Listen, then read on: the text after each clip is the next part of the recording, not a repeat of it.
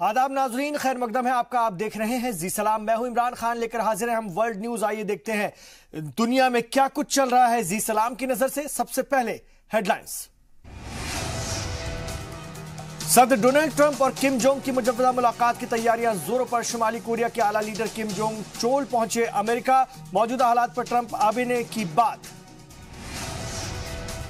Gaza की जानिब से इजराइल पर दागे गए 25 से ज्यादा रॉकेट। इजराइल की जवाबी कार्रवाई में एक फिलिस्तीनी हलाक, कई जख्मी। वहीं समुद्री नाकेबंदी के खिलाफ साहिल पर फलस्तीनियों का एहतजाज। लीबिया में अमन और सियासी इस्तेहकाम कायम करने के लिए पेरिस में अहम मीटिंग। तमाम फरीकों ने दिसंबर में आम इंतखाबात कराने पर जाहिर की रजामंदी।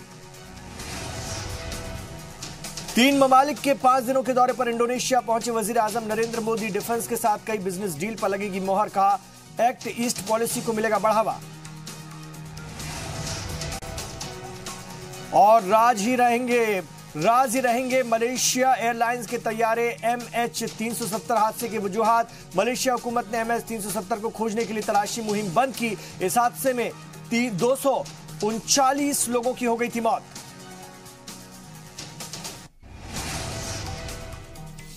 आप देख रहे हैं वर्ल्ड न्यूज जी सलाम पर।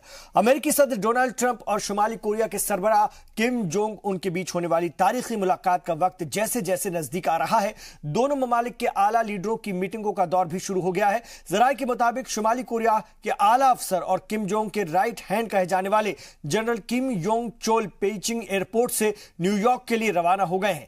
बरसों बाद नॉर्थ कोरियाई कोई आला लीडर अमेरिका पहुंचा है। इससे ठीक एक दिन पहले चोल ने चीन के लीडरों से मुलाकात की थी। उधर अमेरिका के आला अफसरों का एक वफ्द भी शुमाली कोरिया के दौरे पर है। इस वफ्द की क़यादत जनूबी कोरिया में अमेरिका के साबिक सफीर रहे सेंग किम कर रहे हैं। और वफ्द में व्हाइट हाउस की कौमी सलामती काउंसिल में कोरियन उमूर के बाहिर एलिसीन होकर भी शामिल है। इतलात के मुताबिक अमेरिकी वफ्द ने शुमाली कोरिया के नायब वजीर खारजा चू सुन हुई से मुलाकात की है और दीगर लीडरों से मुलाकातों का सिलसिला भी जारी है। यह दौरा किम ट्रंप के बीच होने वाली मीटिंग की तैयारियों का ही हिस्सा है। आपको बता दें कि 12 जून को सिंगापुर में अमेरिकी सदर ट्रंप और शुमाली कोरिया के सरबराह किम जोंग के बीच मुलाकात होने वाली है, जिस पर दुनिया भर की निगाहें टिकी हुई हैं। तो दोनों ही लीडरान के दरमियान एक अहम मुलाकात और इसकी तैयारियां जोर शोर से चल रही है। आपको बता दें कि अमेरिकी सदर डोनाल्ड ट्रंप और शुमाली कोरिया के सरबराह किम जोंग उन के बीच होने वाली तारीखी मुलाकात का वक्त जैसे जैसे करीब आ रहा है, दोनों ममालिक के आला लीडरों की मीटिंगों का दौर भी चल रहा है। और शुमाली कोरिया के आला अफसर और किम जोंग के राइट हैंड माने जाने वाले जनरल किम योंग चोल पेइचिंग एयरपोर्ट से न्यूयॉर्क के लिए रवाना हो गए। बरसों बाद नॉर्थ कोरियाई कोई आला लीडर अमेरिका पहुंचा है। इससे आप अंदाजा लगा सकते हैं कि दोनों मुल्क बातचीत के लिए कितनी तेजी से काम कर रहे हैं और ये बेहद मुस्बत इशारे हैं।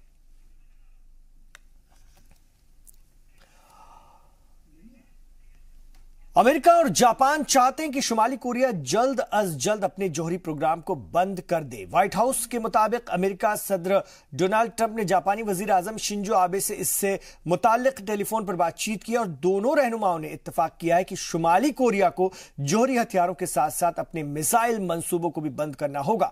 जराये के मुताबिक दोनों लीडरों ने हाल ही में शुमाली कोरिया के हवाले से सामने आने वाली पेशरफ्त पर तबादला ख्याल किया। ट्रंप और आबे ने इस बात पर इत्तेफाक किया कि अमेरिका और शुमाली कोरिया के दरमियान 12 जून को मुतवक्को सरबराही मुलाकात से कबल ये दोनों शख्सियात एक बार फिर मुलाकात करेंगे। वाज़ेह है कि अमेरिकी के सदर इतवार की शब तस्दीक की थी कि अमेरिका की एक टीम शुमाली कोरिया पहुंची है ताकि ट्रंप की मुलाकात से मुतालिक इन इंतजामात को अमल में लाया जा सके।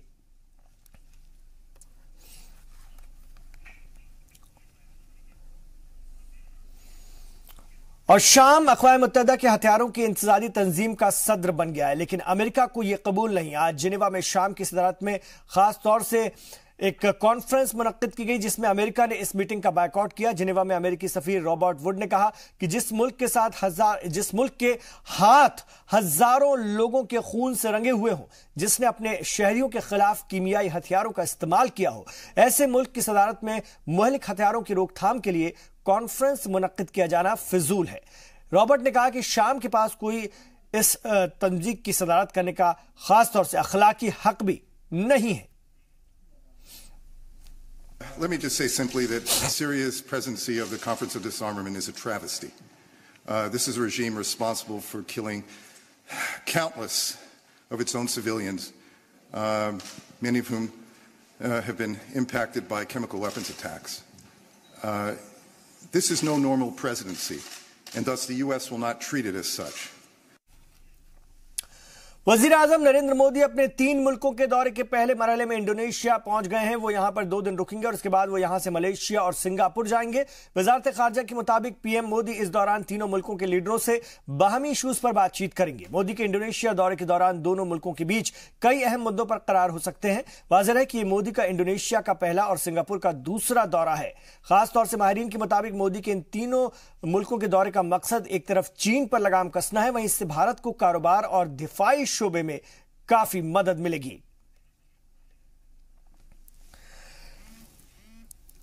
तो आपको बता दें कि वजीर आजम नरेंद्र मोदी का ये 3 मुल्कों का दौरा बेहद खास है। पहले मरहले में वो इंडोनेशिया पहुंच गए हैं और यहां पर वो 2 दिन रुकेंगे। इसके बाद वो यहां से मलेशिया और फिर सिंगापुर जाएंगे। वजारत खारजा के मुताबिक पीएम मोदी इस दौरान तीनों मुल्कों के लीडरों से बाहमी इशूज पर बातचीत करेंगे। मोदी के इंडोनेशिया दौरे के दौरान दोनों मुल्कों के बीच कई अहम मुद्दों पर करार हो सकते हैं। उनका शानदार खैर मकदम किया गया जकार्ता में और इंडोनेशिया का यह पहला उनका दौरा है और सिंगापुर का दूसरा दौरा होगा। खासतौर से माहिरीन बताते हैं कि मोदी के इन 3 मुल्कों के दौरे का मकसद एक तरफ चीन पर लगाम कसना है, तो वहीं इससे भारत को कारोबार और दिफाई शोबे में खासी मदद मिलेगी। तो 3 मुल्कों के दौरे पर वजीर आजम इंडोनेशिया की राजधानी जकार्ता की आप ये तस्वीर देख रहे हैं। उनका खैर मकदम किया गया खास तौर से पूरे जोश के साथ वहां के रवायती अंदाज में। और वजीर आजम का ये पहला इंडोनेशिया दौरा है। बेहद खास मुल्क है हिंदुस्तान के लिए इंडोनेशिया, और ना सिर्फ हमारे लिए खास मुल्क है बल्कि हम दोनों मुल्कों की तहजीब भी बहुत हद तक एक दूसरे से मिलती जुलती है। तो इंडोनेशिया एक बेहद खूबसूरत मुल्क है जहां पर वजीर आजम और हिंदुस्तान के साथ इसके सदियों पुराने ताल्लुक रहे हैं। अगर हम बात करते हैं साउथ एशिया का एक बेहद खास बेहद अहम मुल्क है इंडोनेशिया, और चीन जिस तरह से अपनी ताकत बढ़ा रहा है इस पूरे रीजन में, उसको देखते हुए इंडोनेशिया के साथ ये मुलाकात बेहद खास, ये दौरा बेहद खास। और आप देख सकते हैं वहां पर मौजूद लोग किस तरह से वजीर आजम नरेंद्र मोदी का खैर मकदम कर रहे हैं, इस्तकबाल कर रहे हैं, और वही जज्बा वही जोश वहां पर भी नजर आ रहा है जो हिंदुस्तान में वजीर आजम के लिए या दुनिया के और मुल्कों में वजीर आजम के लिए नजर आता है। तो इंडोनेशिया की राजधानी जकार्ता जहां पर वजीर आजम नरेंद्र मोदी पहुंचे, और बेहद खास ये मुल्क है और खास तौर से भारतीय संस्कृति जिसको हिंदुस्तानी तहजीब कहते हैं उससे बेहद मुतासिर ये मुल्क है। वहां पर आज भी हिंदुस्तानी नाम रखे जाते हैं।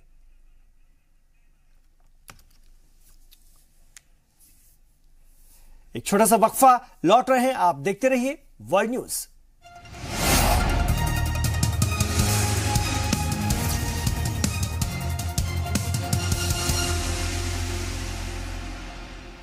आप देख रहे हैं वर्ल्ड न्यूज। ब्रेक के बाद आपका खैर मकदम है। इजरायली हुकूमत का कहना है कि गाजा की जानिब से इजराइल पर 25 से ज्यादा रॉकेट दागे गए हैं जिसे फिजा में ही तबाह कर दिया गया है, लेकिन एक मोटार शेल बच्चों के एक स्कूल के करीब जाकर गिरा। इस हमले में किसी जानी या माली नुकसान की कोई खबर नहीं है। इन हमलों के पेश नजर इजरायली फौज ने मुल्क की जुनूबी सरहद पर गाजा से मुत्तसिल इलाकों में फलस्तीनी मजम्मतकारों की जानिब से दागे गए रॉकेट हमलों के खतरे के पेश नजर खास तौर से इंतबा दी थी और सारन भी सुनाई दिया। 2014 में इजराइल और हमास की जंग के बाद से किसी एक दिन में इतनी ज्यादा तादाद में रॉकेट फायर नहीं किए गए थे। वाज़ेह है कि इससे कबल इजरायली फौज ने गाजा पट्टी पर बमबारी की जिसके नतीजे में कम से कम एक शहरी शहीद और एक जख्मी हो गया। 30 मार्च से शुरू हुए ग्रेट मार्च ऑफ रिटर्न एहतजाज के बाद से गाजा पट्टी इजराइल सरहद पर कशीदगी बढ़ गई है। इजरायली गोलीबारी में अब तक 121 फिलिस्तीनी मारे जा चुके हैं और फलस्तीनी अवाम ने आज इजरायली नाकेबंदी के खिलाफ समंदर हुदूद को तोड़ते हुए एहतजाज किया। कुछ कश्तियों पर सवार होकर फलस्तीनी मुजाहिरीन खासतौर से गाजा समुद्र रास्ते से जुनूबी साइप्रस की तरफ जाने की कोशिश कर रहे थे, जिसे इजरायली बहरिया ने पकड़ लिया और इजरायली पोर्ट सिटी अशदूद की तरफ ले गए। वाज़ेह है कि इजरायल ने फलस्तीन पर चारों तरफ जमीनी, हवाई और समुद्री रास्ते पर पाबंदी आयद कर रखी है। इसी पाबंदी के खिलाफ फलस्तीनी अवाम उठ खड़ी हुई है और मुजाहिरीन का कहना है कि इजरायली पाबंदी की वजह से फलस्तीनी अवाम को हर तरह की दिक्कत का सामना करना पड़ रहा है और बैनुल-अक़वामी बिरादरी इजरायली जारहियत पर खामोश है। आपको बता दें कि 1993 में ओस्लो समझौते के तहत इसराइल पर यह लाजिम है कि वो फलस्तीनियों को समुद्री रास्ते 20 नॉटिकल माइल तक जाने की इजाजत दे, लेकिन इसराइल ने कभी इसकी पासदारी नहीं की। हम लोगों का एहतजाज मारमारा शिप ट्रेजेडी के सपोर्ट में है। हम अपने एहतजाज के जरिए बैनुल-अक़वामी बिरादरी को पैगाम देना चाहते हैं कि फिलिस्तीनी अवाम, बच्चे, बूढ़े, खवातीन इजरायली पाबंदी की वजह से सफर कर रहे हैं। बैनुल-अक़वामी बिरादरी से मुतालबा है कि वो इजरायली नाकेबंदी को खत्म करवाएं ताकि फिलिस्तीनी अवाम को राहत मिल सके। और मिडिल ईस्ट मामलों के एक्सपर्ट शौकत भारती साहब इस वक्त हमारे साथ फोन लाइन पर हैं, उनसे बात करेंगे इस खबर पर। शौकत भारती साहब, जिस तरह से ये एहतजाज जारी है फलस्तीनियों का, कैसे उसको देखा जाए और लगातार अब ये और ज्यादा सख्ती के साथ सामने आ रहा है और ज्यादा जारहाना अंदाज में सामने आ रहा है? देखिए, एक बात बताएं जी, बर्दाश्त की भी एक हद होती है। बिल्कुल। आप अगर इनको देखें तो 70 साल से ये लोग अपने ही मुल्क में किस तरह से उनके ऊपर जुल्म हो रहा है और 2007 से जिस तरह से गाजा को चारों तरफ से सीज करके रखा गया है, ये कितना खतरनाक है जी। उसके बाद आप ये देखें कि ये खाने के लिए, पानी के लिए, दवा के लिए मोहताज है। अभी 51 दिन ये प्रोटेस्ट कर रहे थे और उस 51 दिन में 110 लोगों को मारा जी, 3000 से ज्यादा लोगों को इंजर्ड किया। अब जो लोग इनकी मदद के लिए आ रहे हैं और कि क्या कि इनको कम से कम दवाएं पहुंचाते हैं, इनको खाने का इंतजाम करते हैं, उनके जो है शिप्स जो है उनको पकड़ लिया जाता है। आपको याद होगा कि 2010 में टर्की से जब सामान आ रहा था बाकायदा तौर पर कि ह्यूमैनिटेरियन एड के लिए, तो उस पर भी फिलिस्तीनियों ने गोली चला दी। लेकिन अगर हम बात करते हैं साइप्रस की तरफ ये लोग जाने की कोशिश करते हैं, हालांकि इजरायली बहरिया ने इन्हें पकड़ लिया, लेकिन जिस तरह से ये तय है पहले से कि कम से कम फिलिस्तीन की आवाम को राहत देने के लिए इजराइल को 1993 के ओस्लो समझौते के तहत खास तौर से 20 नॉटिकल माइल तक जाने की इजाजत देनी चाहिए समुद्री रास्ते से, वो भी बैन कर रखा है, उस पर भी कभी उसकी पासदारी नहीं की। देखिए, ये लगातार उन पर जुल्म कर रहे हैं। ये गाजा स्ट्रिप को खाली कराना चाहते हैं टॉर्चर करने के बाद। इनकी सबसे बड़ी बातचीत है कि इनको पूरी मदद जो है वो अमेरिका कर रहा है जी। तेल अवीव के अंदर एम्बेसी बनाने के बाद और उसके बाद पूरे तरीके से बता दिया कि हम तुम्हारे पीछे खड़े हुए हैं। अभी आप देखिए कि ये क्या करें, अगर ये मिसाइल फायर न करें, ये कुछ ना कुछ ना करें तो क्या कर सकते हैं। कल भी इन्होंने रात के अंदर सीरिया के अंदर कुसैर में इन्होंने जो है उठाकर वहां पर अटैक किया है, ठीक है, तो वहां के ऊपर इन्होंने हिजबुल्लाह के ऊपर एयर रेड्स करके मारा है। तो ये मजबूरी है, ये लेबनान पर अटैक करने की धमकी दे रहे हैं। यानी जो भी फिलिस्तीन को सपोर्ट कर रहा है ये उस मुल्क के अंदर जाकर कर रहे हैं। जो उनकी मदद करना चाहता है दवा से, इनसे, उनसे, उनके ऊपर कर रहे हैं। आखिरकार जब कोई रास्ता नहीं बचता है तो फिर आदमी क्या करता है? बिल्कुल, ये जुल्म है और सीधा जुल्म है जिसका आप एक बात बताएं कि क्या किसी आदमी को जो मान लिए वो चाकू लेके आया था, क्या उसको टैंक से मारा जाता है? खुलेआम आप उसे टैंक से मार रहे हैं। ये सारा काम इसलिए होता है कि पड़ोस के जितने ज्यादा से ज्यादा अरब कंट्रीज हैं वो अपने आप को बेच चुके हैं और उसके अलावा उनके सारे बयान जो है सिर्फ वो दिखावा है और ये बता रहे हैं कि साहब इंटरनेशनल लेवल पे मैं कुछ कर रहा हूँ। हर वर्ग कुछ नहीं रहा, फिलिस्तीनियों की कोई मदद करने वाला नहीं है, ना यूनाइटेड नेशन ने भी क्या कहा था कि हमारे यहाँ से इंक्वायरी के लिए लोग जाएंगे, देखते हैं क्या जुल्म हुआ। जुल्म पर जुल्म बढ़ते चले जा रहे हैं। क्या कर रहा है यूनाइटेड नेशन, क्या कर रही है सिक्योरिटी काउंसिल, क्या कर रहा है ह्यूमन राइट्स, सबकी तो रिपोर्ट रखी है। जी। जो चाह रहा है फिलिस्तीन के साथ इसराइल करता चला जा रहा है, ये बहुत बड़ा जुल्म है। और इसके बाद अब देखिएगा कि हालात बद से बद, जब किसी के पास कोई चारा नहीं हो सकता है, बिल्कुल, तो वो जो चाहेगा वो करेगा। बहुत शुक्रिया शौकत भारती साहब अपनी बात रखने के लिए इस अहम मसले पर। और बेल्जियम में एक बंदूक बरदार ने 2 पुलिस एहलकारों और उनके पास से गुजर रहे एक शख्स को गोली मारकर हलाक कर दिया। जराये के मुताबिक ये वाकया बेल्जियम के मशरकी शहर लेस में पेश आया। पुलिस ने बताया कि जवाबी कार्रवाई में हमलावर को भी हलाक कर दिया गया है। जराये के मुताबिक 2 दीगर पुलिस वाले इस वारदात में जख्मी भी हुए हैं। हमलावर ने एक खातून को बंदी बनाया था। हमलावर का मकसद क्या था, इसका अभी तक पता नहीं चल पाया। साल 2016 में इस्लामिक स्टेट के हमले के बाद बेल्जियम अलर्ट पर है और उस हमले में 32 लोगों की मौत हुई थी। बेल्जियम के वजीर दाखिला जन जैम्बोन ने कहा है कि मुल्क का इंसदाद दहशतगर्दी मरकज हालात पर नजर बनाए हुए है। अरब इत्तेहाद के तर्जुमान कर्नल तुर्की अल मालिकी ने दावा किया है कि यमन के हौसी बागियों की जानिब से आभा शहर के हवाई अड्डे को बगैर पायलट वाले जहाज के जरिए निशाना बनाने की कोशिश नाकाम बना दी गई है। एक प्रेस कॉन्फ्रेंस में तस्वीर और वीडियो प्रेजेंटेशन के जरिए बताया कि हौसी मिलिशिया ने बगैर पायलट वाला जहाज कैसे हैंगर से निकाला और सऊदी के खिलाफ कैसे इसका इस्तेमाल किया। उन्होंने बताया कि इत्तेहादी अफवाज ने ईरान के अबाबील नामी बगैर पायलट जहाज बनाने वाली वर्कशॉप तबाह कर दी है। उधर दूसरी जानिब यमन की कौमी फौज ने कहा कि वो साहली शहर अल हुदैदा से सिर्फ 20 किलोमीटर दूर रह गई है और वो इस शहर की बंदरगाह और हवाई अड्डे पर जल्द ही कब्जा कर लेंगे। मलेशिया हुकूमत मलेशिया एयरलाइंस के तैयारे MH370 को खोजने के लिए दूसरे तलाशी मुहिम को बंद कर देगा। यह फैसला 80,000 वर्ग किलोमीटर के दायरे में खोज करने के बाद भी तैयारे के बारे में कोई निशानदेही नहीं मिलने के बाद लिया गया है। अमेरिकी कंपनी ओशन इन्फिनिटी से किराए पर लिया गया जहाज सीबेट कॉन्ट्रैक्टर अब तक खोजबीन में लगा हुआ है।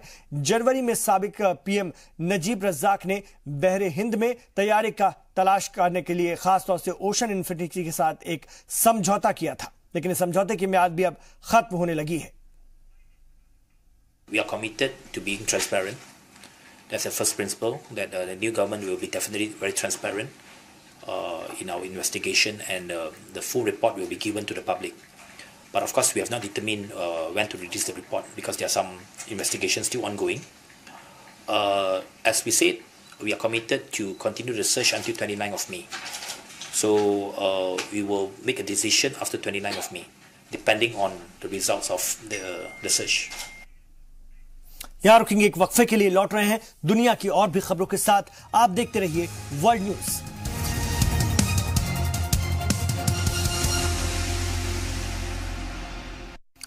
आप देख रहे हैं वर्ल्ड न्यूज। लीबिया में अमन और इस्तेहकाम कायम करने और सियासी अमल शुरू करने के लिए पेरिस में एक अहम मीटिंग मुनक्किद हुई। इस मीटिंग में यूरोपियन ममालिक के अलावा लीबिया के वजीर आजम फयाज अल सिराज, मिलिट्री कमांडर खलीफा हफ्तर के अलावा लीबिया के कई सियासी जमातों के लोग शामिल हुए। अक़वाम मुत्तहिदा के जेर क़यादत हो रही इस मीटिंग में लीबिया में आम और सदारती इंतखाबात कराने पर गौर खोज किया गया। वाज़ेह है कि लीबिया में खाना जंगी के बाद मशरक़ी और मगरबी लीबिया में अलग अलग ग्रुप ने अपनी हुकूमत कायम कर ली है। इस मीटिंग में तमाम फरीक़ैन ने दिसंबर में इंतखाबात कराने पर रज़ामंदी जाहिर की।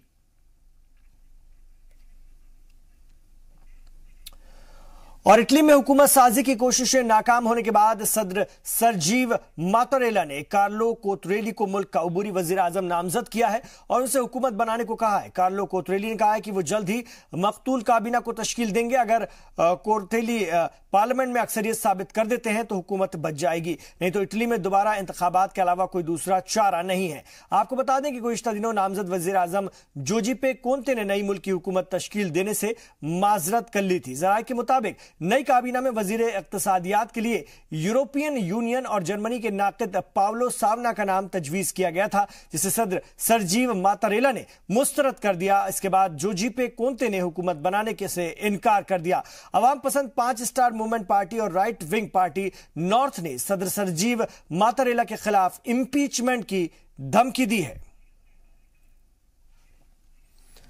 निकारागुआ में हुकूमत मुखालिफ एहतजाज जारी है। आज एक बार फिर एहतजाजियों ने तशद्दुद की शक्ल इख्तियार कर ली। इस एहतजाज ने और राजधानी मननगुआ में इंजीनियरिंग यूनिवर्सिटी के तलबा ने सदर डेनियल ओर्टेगा के खिलाफ एहतजाज किया।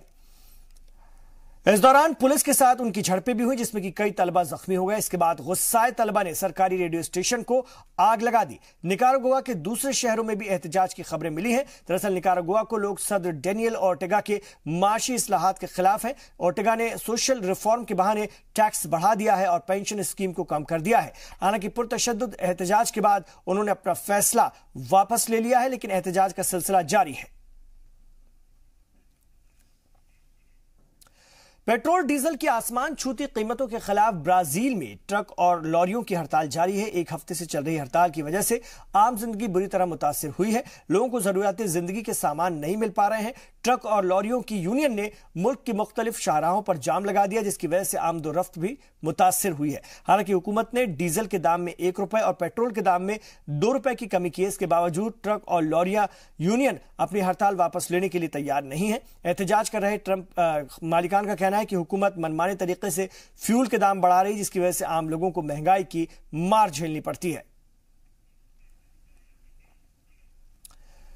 नाज़रीन, लोग तफरीह के लिए कुछ ना कुछ तरीके ढूंढ ही लेते हैं। बरतानिया में खासतौर से एक ऐसी ही रोलिंग का मुकाबला हुआ जहां पर लोगों को पहाड़ी से लुढ़कते हुए चीज के पैकेट को पाने की कोशिश करना था। जो पहले लुढ़कते हुए इसे पकड़ लेता उसे फातेह करार दिया जाता। तो देखिए ये अनोखा मुकाबला। तो पहाड़ी से लुढ़कते हुए चीज का ये पैकेट आप देख रहे हैं, इनके हाथ में इसे पकड़ना था और जो पहले पकड़ेगा उसे फातेह करार दिया गया। तो ये एक बड़ा ही दिलचस्प खेल था, हालांकि मुश्किल भी है, लेकिन लोगों ने इसका भरपूर लुत्फ उठाया।